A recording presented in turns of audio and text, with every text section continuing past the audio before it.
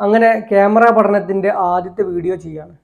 ഈ വീഡിയോയിൽ ഞാൻ പറയാൻ പോകുന്നത് ഇന്ന് മാർക്കറ്റിലുള്ള കൂടുതലും ആളുകൾ ഉപയോഗിക്കുന്ന 2 ടൈപ്പ് ഓഫ് ക്യാമറയാണ്. ഒന്ന് എല്ലാവരും കേട്ടിട്ടുള്ളത് പോലെ തന്നെ DSLR ക്യാമറ, മറ്റൊന്ന് മിറർലെസ് ക്യാമറ. മിറർലെസ് ക്യാമറ വരുന്നതിൻ്റെ തൊട്ട് മുമ്പ് വരെയുള്ള ഒരു ടെക്നോളജിയാണ് DSLR ക്യാമറ എന്ന് പറയുന്നത്. DSLR ക്യാമറയിൽ നമ്മൾ ക്യാമറയിൽ നോക്കുന്ന സമയത്ത് നമ്മുടെ ഫ്രെയിമിൽ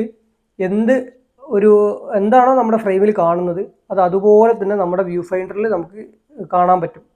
ഒരു ഒപ്റ്റിക്കൽ വ്യൂ ഫൈൻഡറാണ് ഡിജിറ്റൽ സിംഗിൾ ലെൻസ് റിഫ്ലക്സ് എന്ന DSLR ക്യാമറയിൽ ഉള്ളത്.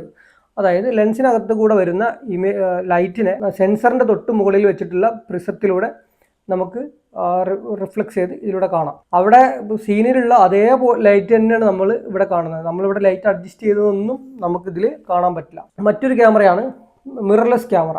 ഇതിൽ നമ്മൾ നേരത്തെ പറഞ്ഞ പോലെ തന്നെ ലെൻസിനകത്ത് കൂടെ വരുന്ന ഈ ലൈറ്റിനെ നമ്മൾ ഇലക്ട്രോണിക്കലി വ്യൂ ഫൈൻഡറായിട്ട് LCDയിലോ അല്ലെങ്കിൽ ഈ വ്യൂ ഫൈൻഡറിൻ്റെ അകത്തൂടെ കാണും. ഇത് രണ്ടുമാണ് ഈ 2 ക്യാമറകൾ തമ്മിലുള്ള വ്യത്യാസം. ഒന്ന് മിററുള്ളതും ഒന്ന് മിറർ ഇല്ലാത്തതും. മിററുള്ളത് കുറച്ച് മുന്നേ വന്നിട്ടുള്ള ടെക്നോളജി ആണെങ്കിലും മിറർ ഇല്ലാത്തത് ഇപ്പോൾ വന്ന ടെക്നോളജി ആണെങ്കിലും ഇത് ഒന്ന് അടിപൊളിയും ഒന്ന് മോശവും എന്നൊന്നുമില്ല. രണ്ടും നല്ല ക്യാമറ തന്നെയാണ്. രണ്ടിനും അതിൻ്റേതായ ഗുണങ്ങളും ദോഷങ്ങളും ഒക്കെ ഉണ്ട്. ഓരോ മോഡൽ ക്യാമറകൾ നമ്മൾ കമ്പയർ ചെയ്യുമ്പോൾ അതിനോട് കോമ്പറ്റ് ചെയ്യുന്ന മോഡൽ ഏതാണോ അതുമായിട്ട് മാത്രമേ കമ്പയർ ചെയ്യാൻ പാടുള്ളൂ.